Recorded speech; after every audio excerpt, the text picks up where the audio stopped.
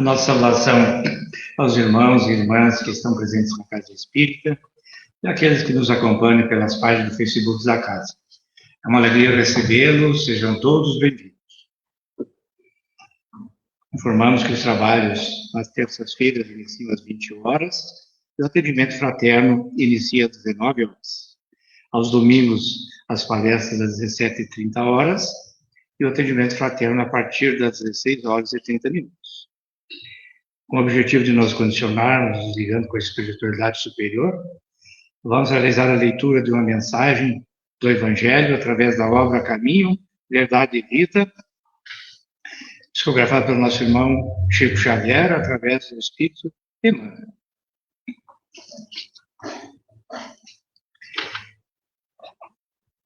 O novo mandamento. Um novo mandamento vos dou, que vos ameis uns aos outros, como eu vos amei. Jesus em João, capítulo 13, versículo 34. A leitura despercebida do texto induziria o leitor a sentir, nessas palavras do Mestre, absoluta identidade com o seu ensinamento relativo à regra áurea. Entretanto, é preciso salientar a diferença. O ama teu próximo como a ti mesmo é diverso do que vos ameis uns aos outros como eu vos amei.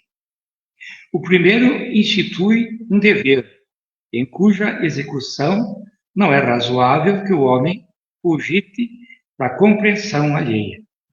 O aprendiz amará o próximo como a si mesmo. Jesus, porém, engrandeceu a fórmula, criando um novo mandamento na comunidade cristã. O Mestre refere-se a isso na derradeira reunião com os amigos queridos, na intimidade dos corações.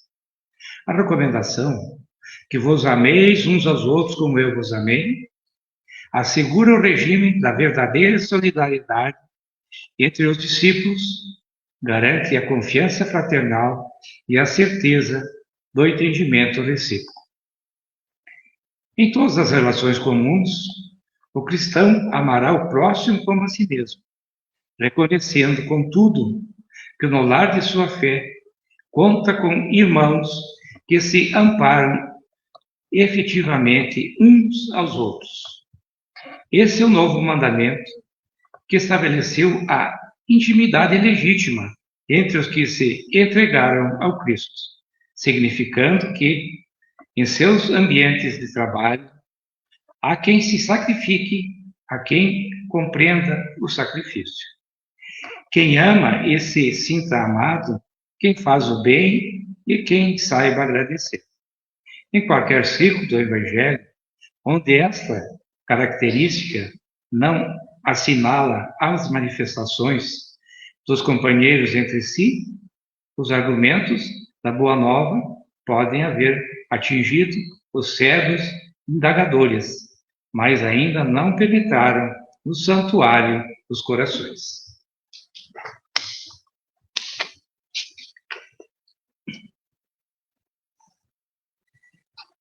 Convidamos a todos para acompanhar a prece mentalmente, nos mantendo conectados com Deus, nosso Pai, Jesus, modelo e guia, e a equipe espiritual da casa. Agradecendo pela oportunidade de estarmos aqui, pela proteção física e espiritual, a nós e aos nossos familiares, bem como a toda a humanidade. Pedimos a proteção aos trabalhos, que Jesus nos acolha no seu manto de bondade, acalmando nossas angústias e ansiedades, nos fortalecendo no seu amor, para que possamos seguir os seus passos, vivenciando os seus exemplos contidos no Evangelho, que é o caminho seguro para realizarmos a nossa jornada e evolução como espírito imortal. Pedimos a proteção aos trabalhos da nossa irmã Giovana, que vai realizar a exposição doutrinária. Obrigado, Senhor Deus. Obrigado, Jesus, Mestre amigo. Então, convidamos a nossa irmã Giovana, trabalhadora desta casa, para fazer a sua exposição no dia de hoje. Seja bem-vindo.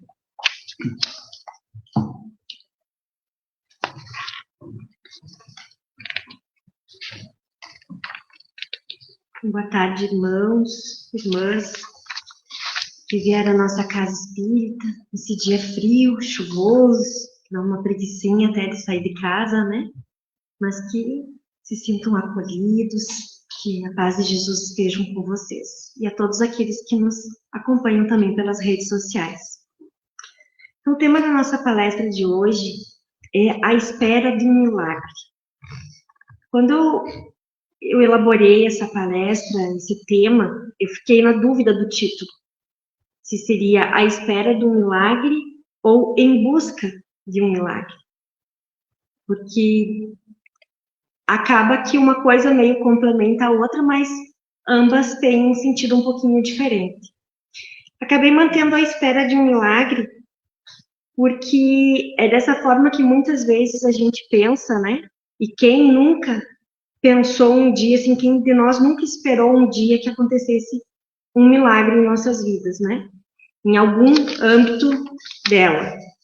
Então, quem é que nunca pediu para Deus que um problema difícil fosse resolvido, que uma enfermidade fosse curada, que o relacionamento com uma pessoa difícil fosse amenizado, né? Então, a gente sempre está em busca que aconteça um milagre, que aconteça uma coisa sobrenatural, vamos dizer assim, né?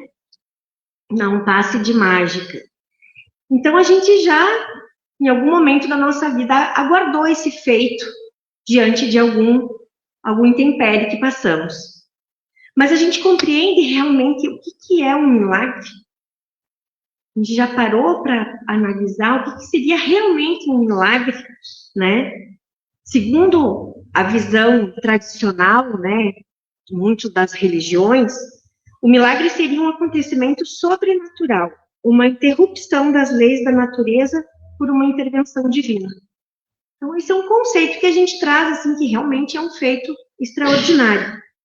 Porém, a doutrina espírita, ela nos convida a uma reflexão um pouquinho diferente disso que a gente, muitas vezes, traz no nosso pensamento, né?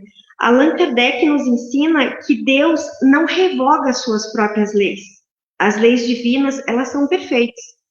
Tudo que Deus criou é perfeito, né? Dentro de todos os âmbitos. Então, aquilo que chamamos de milagre, geralmente representa apenas um fenômeno cuja explicação, muitas vezes, a gente não compreende. Né? Então, nem sempre aquilo que a gente pensa que é um passe de mágica na nossa vida ou na vida de alguém, realmente é um passe de mágica. Então, a gente tem nosso mestre, querido Jesus, que realizou feitos, né, que na época eram chamados de milagres, mas que hoje, com a nossa compreensão mais avançada, tanto na parte científica quanto na parte espiritual, a gente verifica que Jesus não fez nada do que um dia nós também vamos poder fazer, e até já podemos muitas das coisas, né? Porém, a gente não tem todo aquele magnetismo que Jesus tinha. porque ainda somos muito imperfeitos, ainda tem muito que nos melhorarmos, né?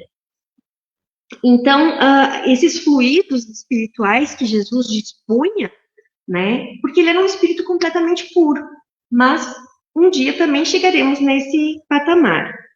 Então, para muitas das ações que Jesus fez, né, enquanto ele esteve entre nós, elas são consideradas milagres, né? No entanto, de uma forma paulatina, né? Vamos dizer assim, vamos aprendendo que cada uma daquelas ações que ele fez tem uma explicação coerente. Jesus conseguia ver através do nosso corpo carnal, através desse envoltório que temos aqui, né? Ele conseguia saber o que a gente tinha lá no íntimo do nosso coração. E dessa forma é que ele conseguia, então, fazer as curas, né? Espantar os demônios, fazer todos aqueles feitos que ele fez, transformar água em vinho, multiplicar os pães. Então, tudo isso dessa forma que ele conseguia, como se a gente pudesse ter um terceiro olho, assim, que visse a parte interna do ser. Hoje em dia, com a ciência cada vez mais se aproximando da religião, né? Ele vai demonstrando que efeitos benéficos da oração e da fé trazem esse magnetismo, trazem esse poder de cura, trazem esse alcance a uma coisa desejada. Porque quando a gente tem a fé verdadeira, né, não aquela fé, eu tenho fé, porque a fé não é só uma coisa baseada em religião. Tem gente que não tem nenhuma religião, mas tem uma fé absurda, né? Que concretiza aquilo que pensa, que concretiza aquilo que sente. Então, a fé é algo que realmente, que nem disse Jesus, né? Se a gente tiver ela do tamanho de um grão de mostarda, a gente pode remover montanhas, né? Mover montanhas. Mas mover montanhas não é no sentido literal, de a montanha sair daqui e vir para cá, mas é de a gente fazer as coisas acontecerem. É dos fluidos do magnetismo e das energias se movimentarem nas nossas vidas. Então, diversas pessoas na época de Jesus procuravam ele para buscar a cura, para buscar as libertações, né? Soluções para alguns problemas que parecia que não tinha como ser resolvido. Porém, se vocês conhecem o Evangelho de Jesus ou já viram, né, o que ele nos traz a respeito dos seus milagres, vocês vão ver que Jesus nunca disse, eu te curei. Como que Jesus dizia quando acontecia qualquer tipo de milagre ou qualquer tipo de cura? A tua fé te curou. E Jesus nunca chegava assim, eu vou curar você. Jesus perguntava, você deseja ser curado? Né? Ou o que você deseja? Ele perguntava para alguns, né? Alguns diziam, Jesus, eu quero lhe ver, quero poder ver, né? E foi aí que ele reconstituía a visão daquele indivíduo. Então, assim, ele nunca disse, sou eu que faço, sou eu que fiz, ou tirava, vamos dizer assim, se vangloriava dos seus feitos. Bem pelo contrário, era na extrema humildade que ele fazia tudo isso. Então, ele mostrava que uma fé sincera abria caminhos para os recursos divinos alcançassem até aquela criatura. E se a gente lembrar de todos os milagres que Jesus fez, não temos tempo para falar de todos, mas um deles em particular, e um que me chama muito a atenção, é a mulher que sangrava por 12 anos e que, ao encostar nas vestes de Jesus, foi curada. Foi a fé dela. Ela não tinha mais, ela tinha esgotado todos os seus recursos financeiros e psicológicos e não tinha uma cura para o problema dela.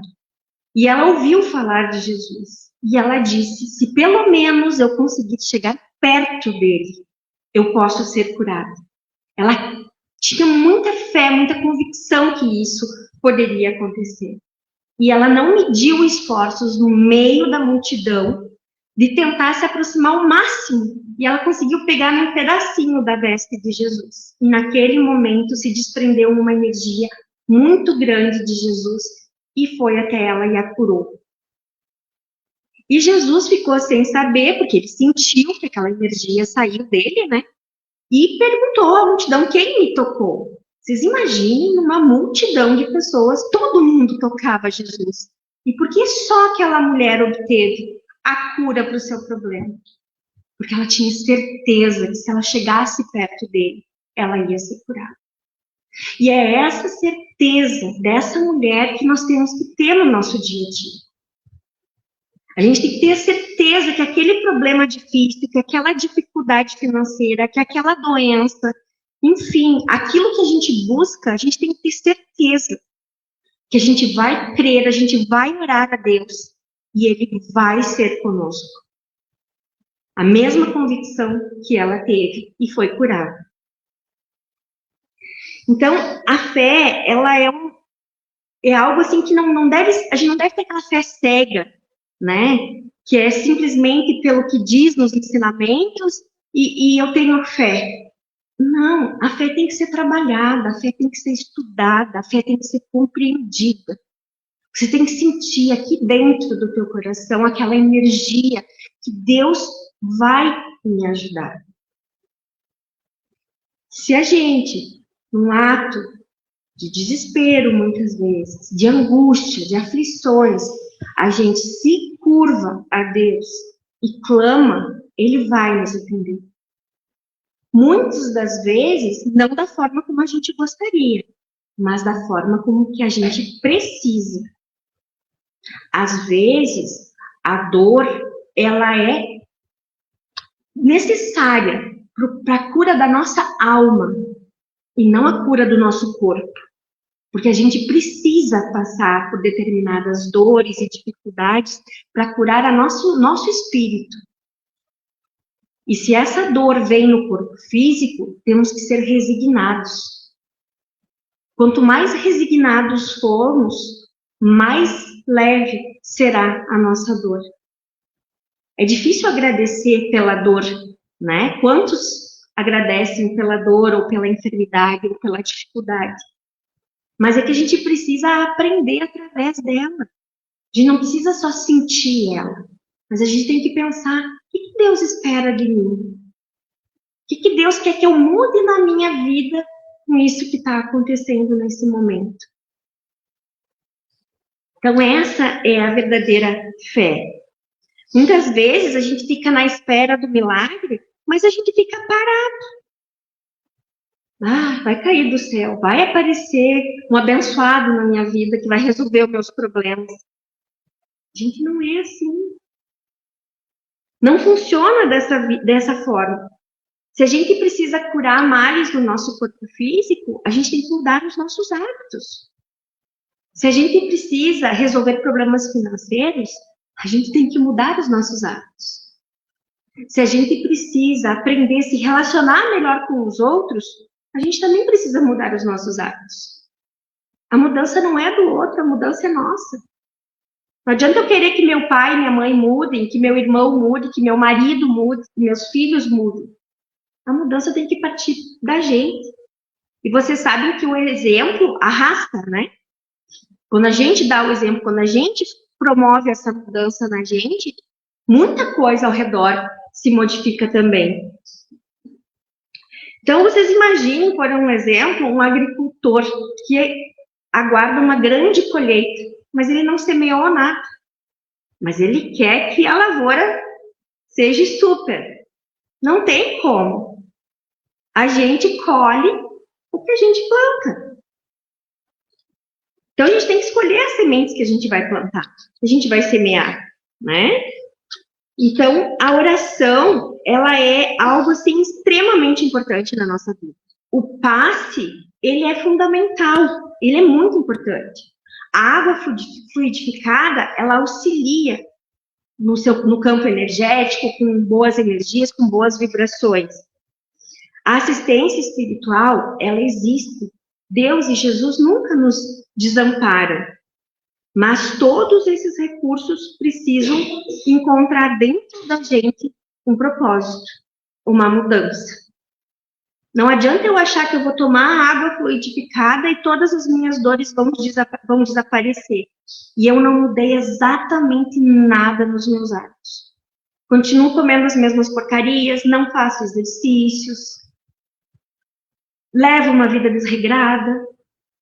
Então, não adianta a gente vir até a casa espírita, ou à igreja, ou ao templo, buscando esse milagre, se quando a gente sai para fora, a gente continua a mesma pessoa. A gente continua fazendo as mesmas coisas. Em casos de que Jesus expulsava os demônios, ele não dizia, vai e não tornes a pecar? Porque o que adiantava ele tirar um espírito, um obsessor que estava junto com uma pessoa, se no outro dia essa pessoa estava lá num bar bebendo, ou estava numa roda de conflitos, de confusões, ou não mudava os pensamentos, continuava naquela vibração negativa, que nada dá certo? Jesus tirava. Assim como quando a gente vai na casa espírita e tem algum espírito nos obsediando, ele é removido. Mas se a gente sai da porta para fora e continua com os mesmos pensamentos, com os mesmos hábitos, ele volta. Porque a nossa vibração está baixa, os nossos pensamentos estão ruins, e a gente vai atrair aquilo que a gente está pensando. Se a gente bebe, né, as pessoas que bebem, consomem álcool numa certa quantidade excessiva, vão atrair o quê? Espíritos que também gostam de uma bebida. E são de todos os níveis. Quem fuma, né? Pessoas sedentárias, pessoas que acham que a vida tudo dá errado. Então, isso a gente precisa mudar. Tem uma passagem muito significativa do Evangelho, em Lucas, capítulo 24, do versículo 13 ao 35, onde há um relato que após a crucificação de Jesus, 2 discípulos estavam caminhando, bem desanimados, para Emaús. E Jesus se aproximou deles e caminhou ao seu lado, esclareceu, confortou, né? Foi uma conversa assim, edificante, e eles não se deram conta que era Jesus naquele trajeto.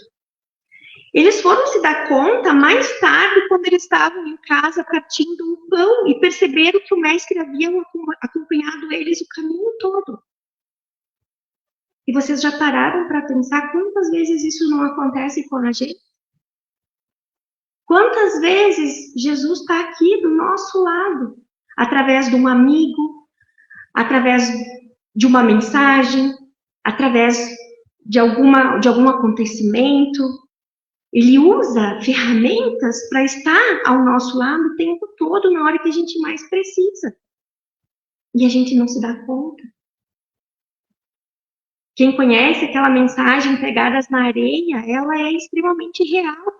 Quando a gente acha que Deus nos abandonou e que a gente não tem mais saída, Ele está ali nos levando no colo. E a gente não percebe a presença dele na nossa vida. Então, não adianta a gente pedir um feito extraordinário e não perceber esses pequenos detalhes que acontecem. Às vezes, até abrir o Instagram lá e aparecer uma mensagem. Deus age nas pequenas coisas. E a gente tem que perceber esses sinais. Então, o verdadeiro milagre, ele acontece todos os dias, mas ele é silencioso. E ele está o tempo todo ali, muitas vezes, nos mostrando que a gente está cometendo um erro, que a gente está fazendo de forma errada, e a gente não enxerga. Mas ele insiste. Então, há pessoas que pedem, Senhor, faça um milagre na minha vida. E Jesus responde, estou lhe oferecendo uma nova oportunidade de crescer. Aí outras pedem, Senhor, retire minha dificuldade. E Deus responde, estou lhe dando força para superá-la. Algumas suplicam, Senhor, mude as pessoas ao meu redor. E a vida nos responde, mude a ti mesmo primeiro. Estou te ofertando essa oportunidade. E nem sempre o milagre será a remoção da prova, se a gente precisa passar por ela, né? Às vezes o milagre será a capacidade para que a gente enfrente. Quantas vezes vocês já ouviram que Deus não nos dá o fardo maior do que possamos carregar? E de fato, né? Então, às vezes, a gente não sabe nem rezar, não sabe nem pedir a Deus. Às vezes a gente quer muita paciência e muita tolerância para resolver os problemas do dia a dia, mas a gente não pede coragem, a gente não pede sabedoria, a gente não pede entendimento, mansidão. São essas coisas que a gente precisa, porque não é remover o problema da nossa vida, mas é que a gente tenha sabedoria e coragem para enfrentar esse problema. Que sejamos resignados, que saibamos passar pela prova. Então, pessoal, né, a doutrina espírita, ela nos amplia essa visão, né, da vida, de nos ensinar com a reencarnação, que muitas coisas, às vezes a gente se pergunta, ai meu Deus, o que eu fiz para passar por isso? O que eu fiz para merecer isso? Será que... Daí você para, faz uma análise, assim, da tua vida, dessa vida, e você não enxerga nada tão horrível que tu tenhas feito. Mas a doutrina vem nos falar das múltiplas existências, né? E ali fica claro em que a gente vai adquirindo dívidas com o passar do tempo. Hoje já somos muito melhores do que fomos no passado, mas a gente ainda tem coisas a resgatar. A gente tem colheitas que têm que ser feitas daquilo que a gente semeou. Porque se a gente vivesse só uma vez, não existiria pessoas muito ricas e pessoas muito pobres. Não existiria crianças que já nascem com deformidades e com deficiências no corpo físico. Aí tu para e pensa, mas aqueles pais são muito ruins, eles merecem um filho assim. Mas e o que o filho fez para merecer, se a vida fosse só essa? Se as nossas dívidas fossem contraídas só agora, e a gente morresse, no final de morrer lá antes, a gente se arrependesse, pedisse perdão e ficaria tudo bem?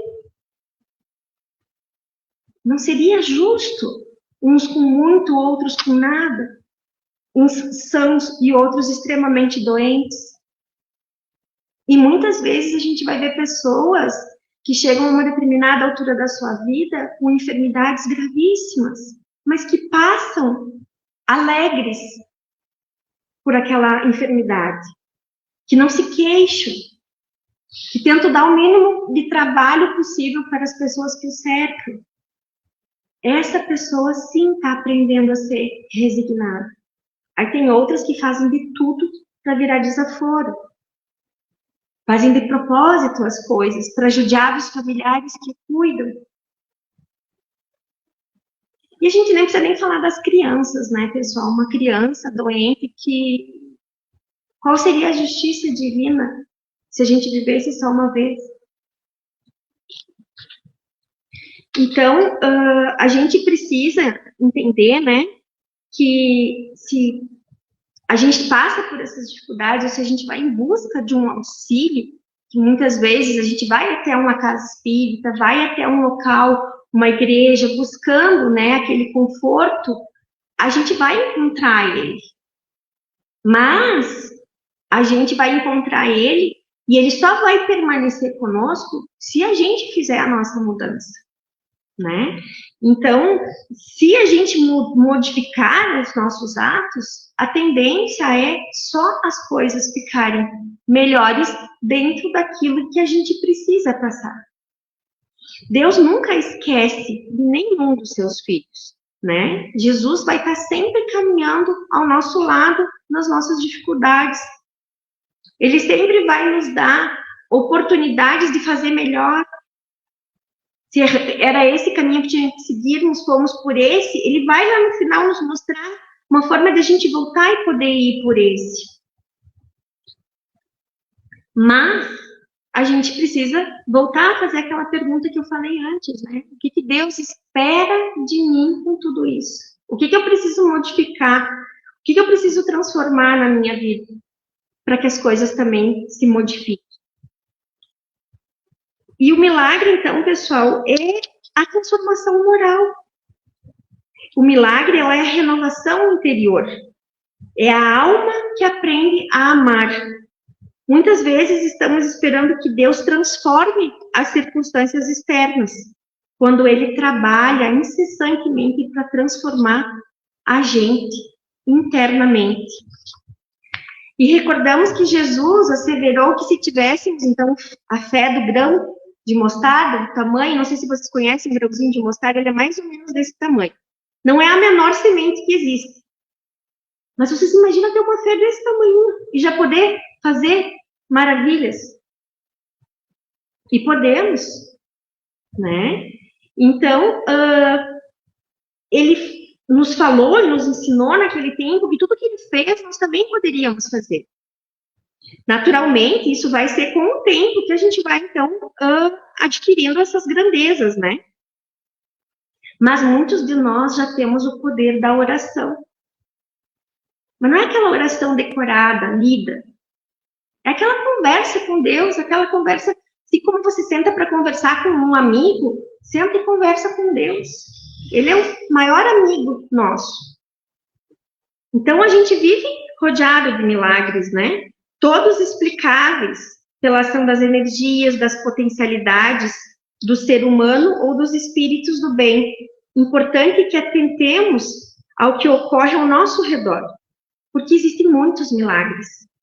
Existem milagres de amor e bondade, em socorrer os irmãos nas adversidades, e a gente tem visto que a cada vez mais essas adversidades têm acontecido de forma coletiva, né? Então, a gente viu agora há pouco, esses dias, terremotos destruindo cidades na Venezuela, né? Então, enchentes, como a gente passou aqui no Rio Grande do Sul, entre outros. Então, essa bondade em querer ajudar, em querer acolher, né? Isso é um milagre. Milagres de amizades que nos alcançam quando nossas dificuldades parecem intransponíveis. Eu espero que todo mundo tenha pelo menos um amigo. Aquele amigo mesmo, que está ali contigo no bom e no ruim. Que te acolhe, que te ouve e não te julga. Então, milagres são o que a gente registra todos os dias quando a gente acorda e vê aquele sol lindo nascendo. Ou até mesmo a chuva, que ela é necessária para as espécies vegetais se desenvolverem. Senão a gente não teria alimentos.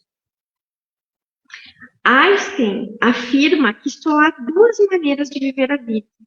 E ele foi muito sábio nessa colocação dele. A primeira é vivê-la como se os milagres não existissem. E a segunda é vivê-la como se tudo fosse milagre. E eu gosto da segunda, porque tudo é milagre. A gente acordar todos os dias é um milagre.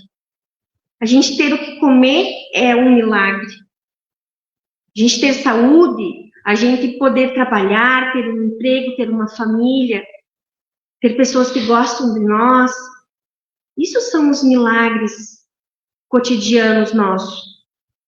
Então, dessa forma, cultivemos a fé, pratiquemos a prece que operam, sim, em nós e ao nosso redor. Milagres como a recuperação da saúde de um ser querido e a manutenção da própria saúde. Quando a gente crê, quando a gente tem fé, quando a gente clama a Deus, Ele nos ouve. Ele às vezes não resolve, mas Ele atenua aquele problema, aquela dificuldade. Contudo, pensemos além, pensemos como podemos ser um milagre também para alguém. Uma voz amiga, no conforto da dor, orar junto, um abraço. Às vezes as pessoas só precisam de um abraço.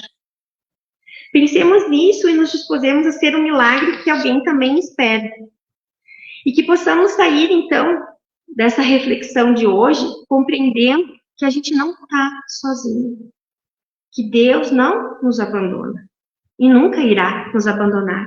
Que a providência divina, ela atua sem cessar na nossa vida. Que a fé verdadeira não é passividade. É confiança acompanhada de ação. É oração acompanhada de trabalho. É a esperança acompanhada de perseverança. E que o maior milagre que podemos testemunhar é o nascimento de um coração renovado pelo Evangelho de Jesus, com todos aqueles ensinamentos que ele nos deixou.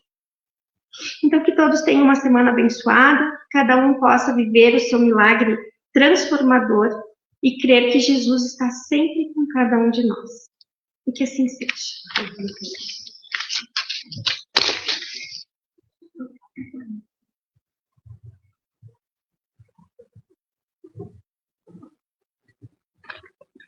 Agradecemos a nossa irmã Giovânia pela sua excelente exposição feita no dia de hoje, tendo como tema milagre. Muito importante essa sua reflexão de hoje. Muito obrigado.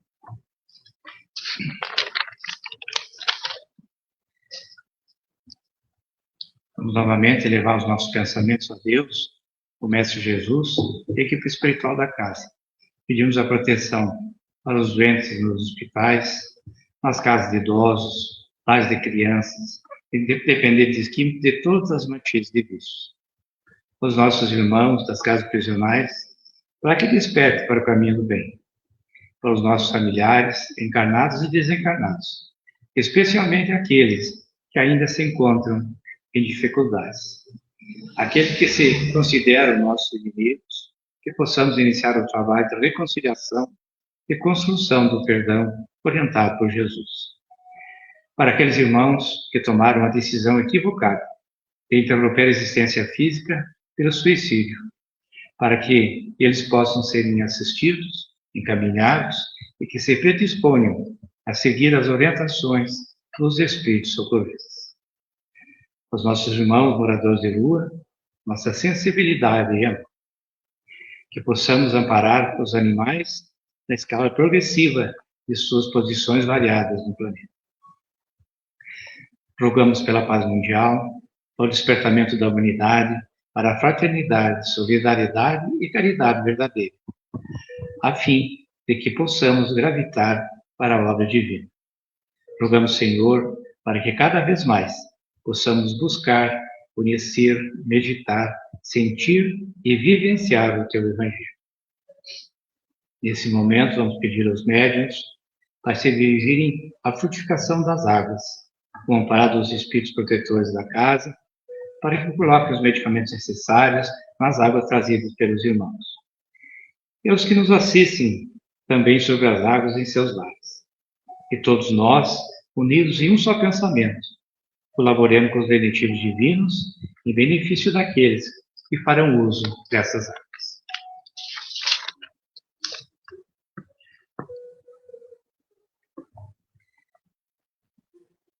O passe e a transmissão da energia do médium, filtrada e potencializada pelos espíritos que assistem à casa, alcançada de acordo com o merecimento de cada assistido, levando em consideração a sua postura de fé, recolhimento, respeito e receptividade. Sendo assim, quem vai receber o passe deve permanecer em preces e em meditação.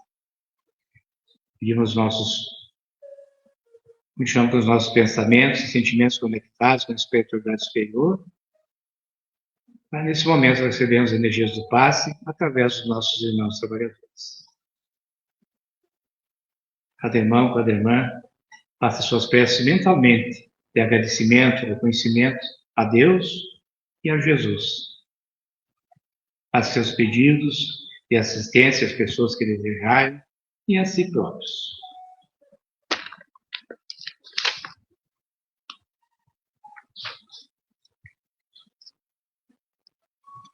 Deus nosso Pai, que tendes poder e bondade, dai força àquele que passa pela provação, dai luz àquele que procura a verdade. Ponde no coração do homem a compaixão e a caridade. Deus, dai ao viajor a estrela guia, ao aflito a consolação, ao doente o repouso. Pai, dai ao culpado o arrependimento, ao espírito a verdade, à criança o guia, ao órfão o Pai. Senhor, que a vossa bondade se estenda sobre tudo o que criastes. Piedade, meu Deus, para aqueles que vos não conhecem. Esperança para aquele que sofre. Que a vossa bondade permita aos Espíritos Consoladores derramarem por toda parte a paz, a esperança e a fé. Deus, um raio de luz, uma centelha do vosso amor, pode iluminar a terra. Deixa-nos beber dessa bondade fecunda e infinita e todas as lágrimas secarão. Todas as dores acalmar-se-ão. Num só coração, num só pensamento, subirão até vós, como um grito de reconhecimento e amor. Como Moisés sobre a montanha, nós os esperamos com os braços abertos, com a bondade, com a beleza, com a perfeição. E queremos, de algum modo, alcançar a vossa misericórdia. Deus, dai-nos a força de ajudar o progresso, a fim de subirmos até vós. Dai-nos a caridade pura, dai-nos a fé e a razão. Dai-nos a simplicidade, que fará de nossas almas o espelho, onde se deve refletir a vossa imagem. Assim seja. Os trabalhadores da casa agradecem novamente a Deus, a Jesus, e a equipe espiritual, pela proteção, orientação e oportunidade de estarmos aqui reunidos em nome do Mestre Jesus. Agradecemos a cada um dos presentes, e aos irmãos e às irmãs que nos acompanham pelas páginas do Facebook da Casa Espírita Urubatã de Melo, reforçando o convite para o próximo encontro, desejando uma ótima semana, com paz e saúde, sob a proteção de Deus e do Mestre Jesus. Que assim seja.